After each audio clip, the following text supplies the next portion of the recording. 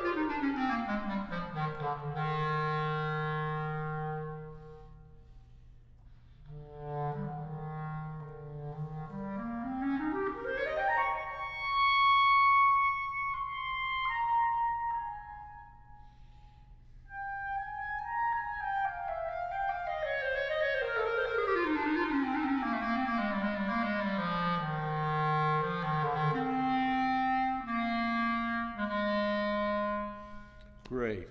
We'll stop there for now, okay? Beautiful playing. Really lovely. So what edition are you playing from?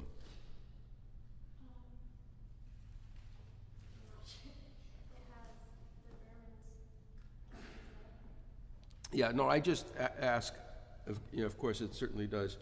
There are so many different editions of the piece, and this has the Berman cadenza, which we just heard, and it has most of Berman's ornamentation, and it's Karl Berman, the son of Heinrich, for whom the piece was written, who took virtuosity to even the next level and was always embellishing. And when I perform these Weber pieces, like to pick and choose which of Behrman's ornaments and cadenzas and so forth that I use, and maybe just dispense with some of them and maybe add some of my own, and I encourage you to do that. But I think it's useful to study the piece both ways, and so when you have a phrase that has a fairly simple cadence and it's ornamented, it sometimes can obscure the actual function of the solo clarinet line in the harmony. For instance, the second phrase,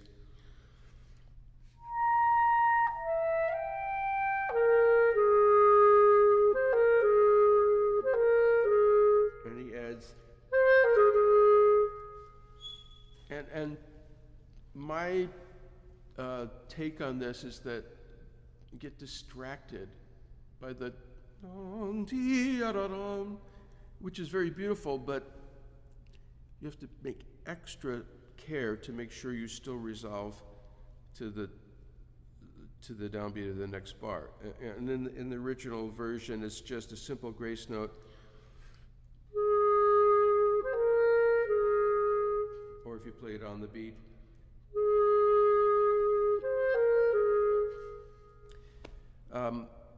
But if you're going to play the ornament, what really makes it a little bit more confusing is the use of these hairpins.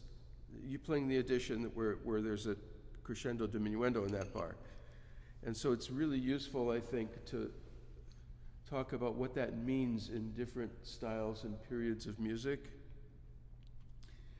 Because already in the 19th century, there are lots more instructions than in the even 20 years ago 20 years earlier in Mozart,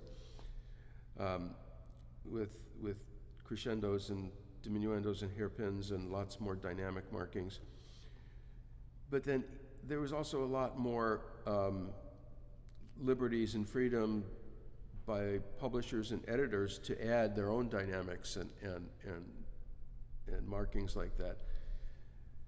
But I think it's even things that came directly from the composer, you have to look at the context. And in the 19th century already, the crescendo diminuendo classic hairpin is not literally always a crescendo to the most open point in a diminuendo, but I think it's an expressive mark. And you see this in Weber, and you certainly see it in Schubert and Mendelssohn and Brahms and Schumann. And there is such obvious proofs to this, such as seeing a piano part in Schumann where it's a chord of a whole note and there's a crescendo diminuendo. Unless you have an electronic instrument or a harmonium with pedals, you can't play a chord and make a crescendo to the middle of the bar and a diminuendo. But in the context of chamber music, it's an expressive mark, or even in a solo part, it's the notion that it's an important place. And it certainly is in this phrase. It's the cadence of really an 8-bar sequence.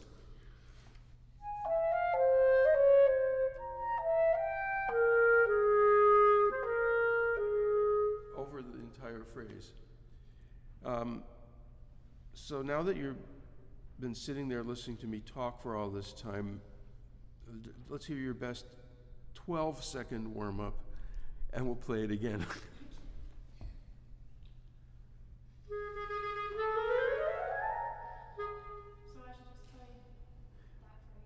I want you to start the beginning, and what I'd like to hear, similar to what we were doing with Harrison,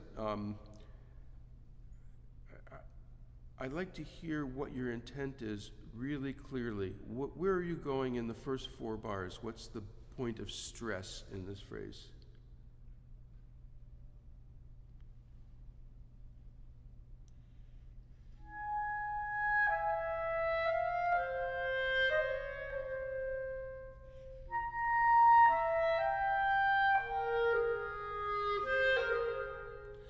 Okay, so, you play so beautifully, and the legato is very good, but what I think you could think more about, and again, I like to make the analogy with a bow arm, is how much pressure and intensity you're making with the sound relative to where you are in the phrase.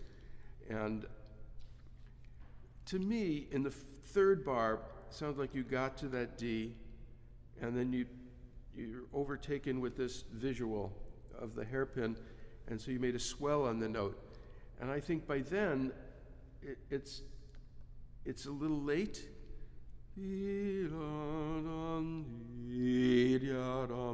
rather than just,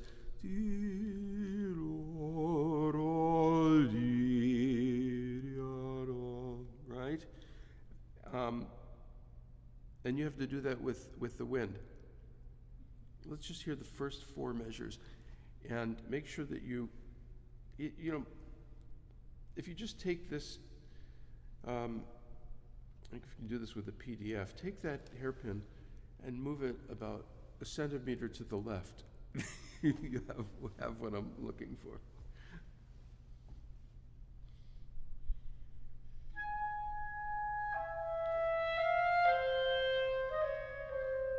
Okay, now you can do it a little bit more subtly. It doesn't have to be with an enormous volume increase, but just the direction.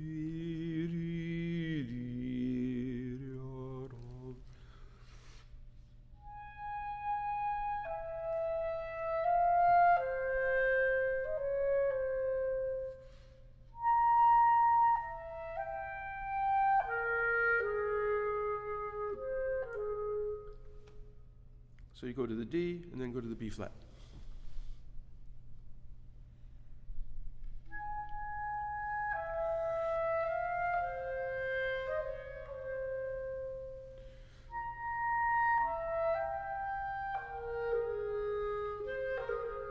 That's much better. And then, of course, we have the pesky registers of the clarinet. Just as you're getting to the most intense part of this 8-bar phrase, he goes into the weakest part of the acoustic of the instrument. So you need to compensate with the wind. You need to have your best fancy fingering for the B flat. What fingering are you using for the B flat?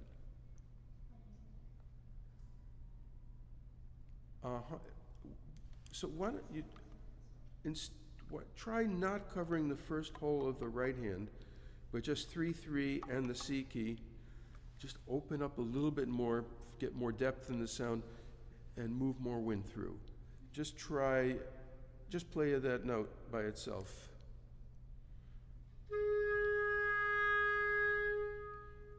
I can't see your hands. Yeah, what happens if you get a little further down towards the fulcrum and do that? Yeah, so is that in tune? Is it going a little flat? So that's another reason, don't put the first finger of the right hand down, get further down here, and then maybe help with the position of your throat being more of the vowel sound.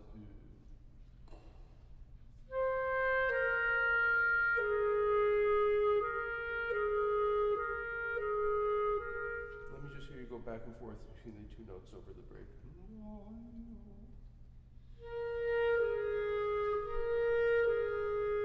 Oh, that's pretty good. If you try to do that and play that fifth bar, okay?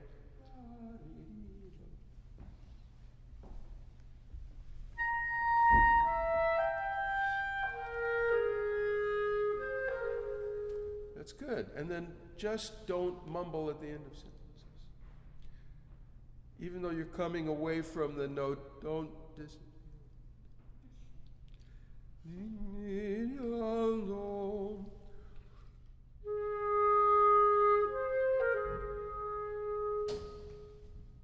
Okay, first 8 bars again. Remember to take a big breath. That's the single most important thing we can do. When you're nervous, if your knees are shaking, your palms are sweaty, your breath is short.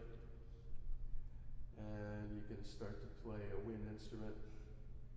Remind yourself that it's a wind instrument and it needs wind. So, without the whistle. Backward whistle.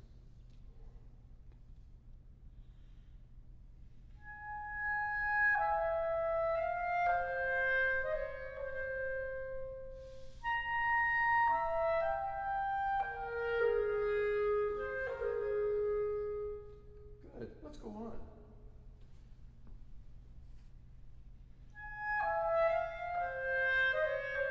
So, you know, to my ear, when you get to the D, that's the important emphasis.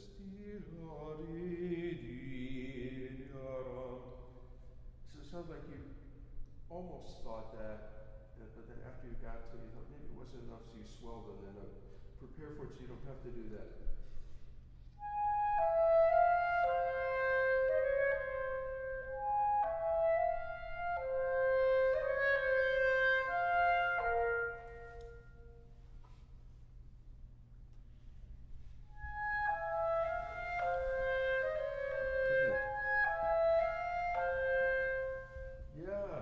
I'm sorry, I'm moving around and distracting you. And I think for expressive purposes, maybe a little less than, and then crescendo, because you're going almost like a recitative already. He's so operatic. So that phrase from the B flat.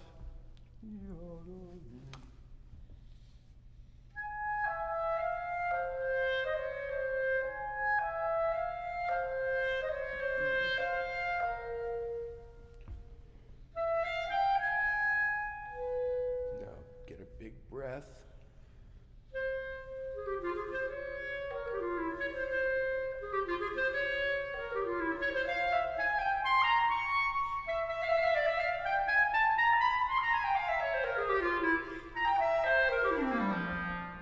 Can you make more sound when it gets big? So just a little thing about breathing and tone production, that the throat position for breathing is very different from the throat position for producing a tone. When you're taking air in, just as O as you can get as much as you can, and then we practice doing that very quickly, filling up and then repositioning to the U. Because if you try to breathe and get a full couple of lungs, when you're still in the U, then you're going to get constricted. So open, close. In, out is different. So do that slowly now. And just play this phrase from, get a big breath, open throat, position, and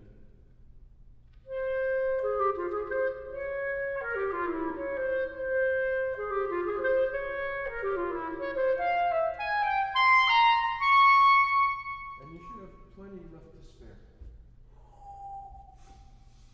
Should I play it, Yeah, a little under just for clarity.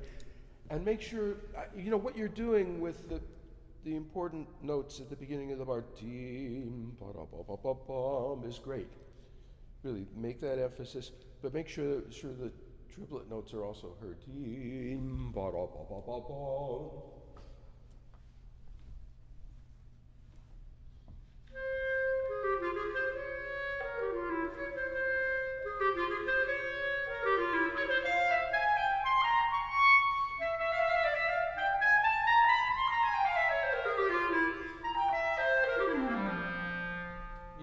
Take that version. Good. Before I let you go, I just want to do an experiment with you. You know, these lusingando con espressione, with the triplets, right? And you're breathing, you know, 3 or 4 times during that sequence. I think you have greater capacity for that. You don't really need to do so many breaths that throw the rhythm off. And the key to that is, of course, getting a big breath like we did before, also knowing what your capacity is and finding a way to get that much air in before that. So just for capacity, do this little experiment that I like to do, sometimes even when I'm warming up. Breathe incrementally. Inhale without exhaling 10 times. It sounds weird, right? And we're not going to do it over and over again because you can get dizzy. But if you go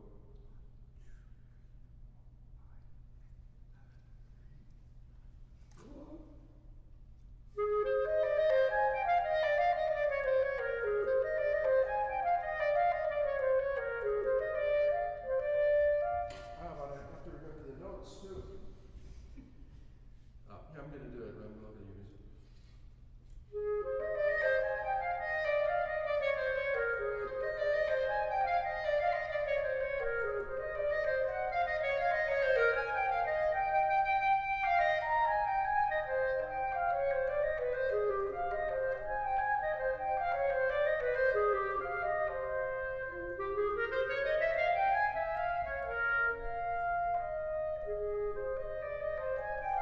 You can find capacity you didn't know you had.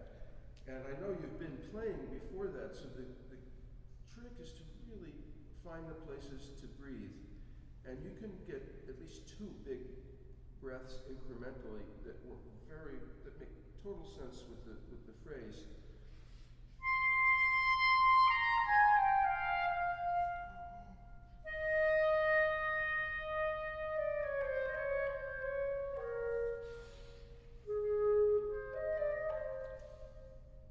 So let's try the first one. Can you do this 10 breaths? When you get to about 5 or 6, you think, what am I going to do now? There's no more room. And then you find room, you push down, push back, you compress the wind and find room for 3 more. Okay, you can do it at will, but 10 breaths and then play the triplets.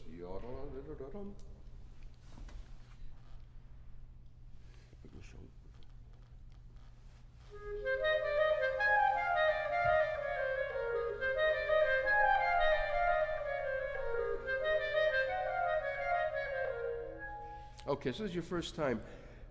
And then efficiency is vastly improved by getting more sound with less air. Focusing the airstream, more of that you're using less air, it's moving faster because it's going through a smaller opening, but you're not getting a constricted sound because you're down on the fulcrum of the reed. The reed's vibrating like crazy and you're making it vibrate with more of a laser than a flow, a flood, right?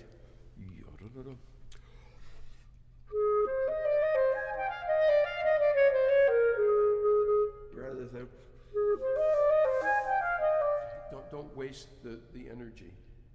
So okay, one more time, take 10, keep the airstream small and play those triplets again.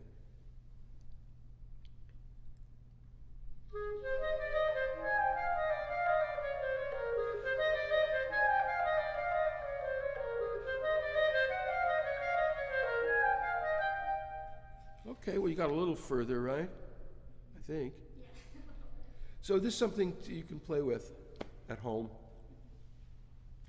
But always take the biggest breath you can for now, even just for, maybe not 10 breaths and then play one note, but really fill up and use that compressed air as your energy source to make the kinds of sounds you want. Okay, we're going to move on to Poulenc. Thank you so much. You play really beautifully. Thank you.